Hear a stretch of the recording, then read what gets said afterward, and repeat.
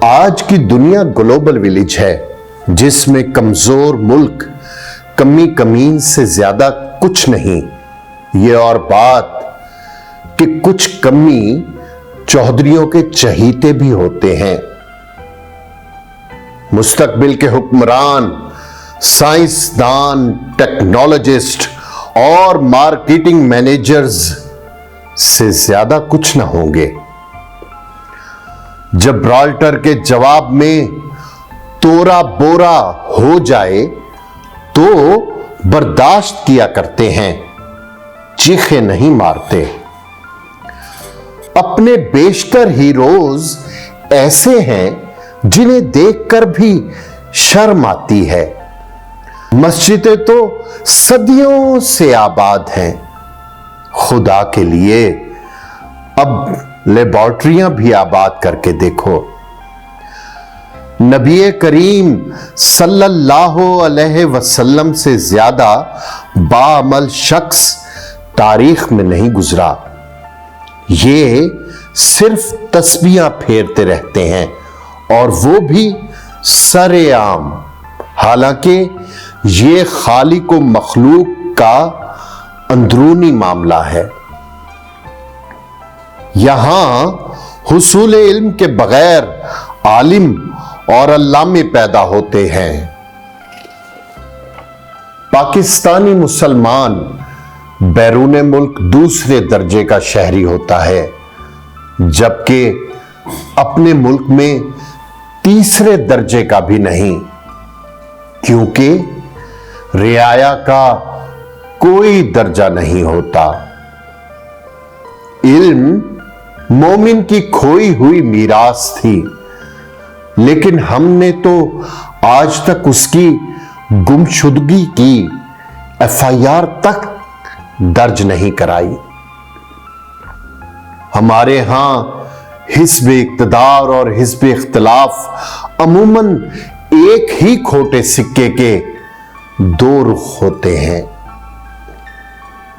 جس کے پاس ہتھیار وہ ہتھیارا، صبح کاذب نہیں ہوتی، دیکھنے والی آنکھ کاذب ہوتی ہے۔ سورج کبھی غروب نہیں ہوتا، کہیں اور طلوع ہو رہا ہوتا ہے۔ وقت کا نہ چہرہ، نہ جسم، نہ پاؤں، لیکن سب کچھ روند کر گزر جاتا ہے۔ آج فرعونوں، نمرودوں، شدادوں، چنگیزوں، روس کے زاروں، مغلوں، عثمانیوں کی اولادیں کہاں ہیں؟ بر صغیر کی تقسیم نے مجھے تقسیم کر کے رکھ دیا۔ میرا جسم کراچی، میاں چنو، لائل پور اور لاہور میں رہا، جبکہ میری روح آج تک جالندھر، لدھیانہ، امرتسر اور ان شہروں کے گرد و نواح میں ماتم کنا ہے۔ حالات ایسے ہیں کہ کراچی سے خیبر تک دہکتے ہوئے انگاروں کی موٹر وے پر انسان ننگے پاؤں ماتم کرتا ہوا چلتا جائے تو بھی کم ہے۔ حکمران طبقات چھت دینے کا وعدہ کر کے غریب کے سر سے آسمان تک کھینچ لیتے ہیں، کپڑوں کا کہہ کے کھال اتار لیتے ہیں، روٹی کا جھانسا دے کر زہر بھی نہیں دیتے اور جوتی پہنانے کے بہانے پاؤں ہی کاٹ لیتے ہیں۔ مٹھی بھر یہودی مسلمانوں کی بھاری تعداد پر بھاری ہیں، کیونکہ مقدار نہیں معیار فیصلہ کن ہے۔ یہ تعداد نہیں استعداد کا زمانہ ہے، یہ مسل نہیں عقل کا عہد ہے۔ ہمیں تاریخ کے نام پر بے معنی قصے کہانیاں پڑھائی جاتی ہیں۔ जब कोई एहतजाजन खुद सोजी करता है तो मुझे यूं महसूस होता है जैसे सब कुछ जल के राख हो गया, सब कुछ। हमने गधों की खरीदो फरोख्त को हॉर्स ट्रेडिंग कहना शुरू कर दिया। कभी कभार पाकीज़गी के लिए खून का गुस्ल जरूरी हो जाता है। जहालत के माउंट एवरेस्ट पर विराजमान मुल्लाइयत उलमा कहलाती है तो अंजाम भी सामने है। इज्तिहाद मुसलमान अवाम के बुनियादी हुकूक में से एक है, जिसके लिए किसी नाम नेहाद आलिम की जरूरत नहीं, अंदर की आवाज ही काफी है।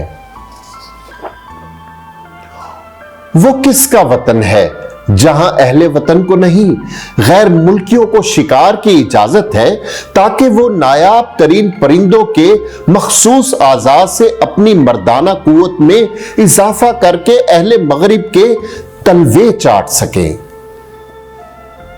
जाली कलेमों और जाली जातों से शुरू होने वाला मुआशरा तरक्की करते करते कब्जा ग्रुपों तक तो पहुंचना ही था। हुसूले सवाब के लिए सड़कें रोकने वाले आज और आखिरत के अजाब का इंतजार करें।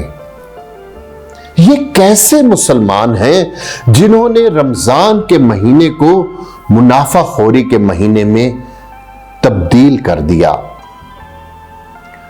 गैरों ने कायनात में नई जमीन ढूंढ ली, यहां आईन ही दिखाई नहीं देता। सदियों से एक ही पोज और पोजीशन के बाइस हमारी हड्डियां जुड़ चुकी हैं, हम अपाहज हो चुके हैं। जमहूर यानी अवाम तक जाहिल हैं। इसी तरह जाहिलों की लॉटरियां निकलती रहेंगी। इस मुल्क की अशराफिया यानी बदमाशिया का सिर्फ एक ही टारगेट है, अवाम को जाहिल रखना, क्योंकि जहालत नाम है नेको बद की तमीज के खात्मे का। अगर अवाम जाहिल ना होते तो क्या पंजाब में शर और सिंध में जर को उरूज मिलता?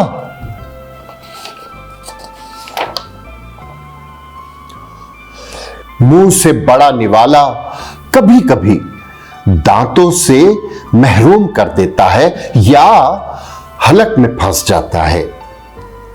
वो क्लोनिंग तक पहुंच गए, हम आपस में कमांडोगिरी से बाहर नहीं निकले। भिखारी ने भीख के लिए हाथ फैलाए, हुक्मरान ने उसके हाथ काटकर फ्रीजर में महफूज कर लिए ताकि बैरूनी कर्जा हासिल करने के लिए उन्हें इस्तेमाल कर सके। इंसान को जिंदगी में ही मर जाना चाहिए। जिसको मैदाने जंग में मां बाप, बहन भाई या बीवी बच्चे याद आ गए, शिकस्त उसका मुकद्दर समझो। यहां याहिया खान परचम और प्रोटोकॉल के साथ दफन होता है और आम इंसान के लिए कफन और कब्र का हुसूल मुश्किल होता जा रहा है। अवाम काली रात में काले चश्मे पहनकर काले कमरे में काली बिल्ली ढूंढ रहे हैं। एक जमाना था जब मस्जिद के आसपास जमीन महंगी हुआ करती थी, अब गाहक ही नहीं मिलता। सहराओं में मछली और समुद्रों में हिरन ढूंढने वाले रेत में दफन या पानी में गर्क हो जाया करते हैं।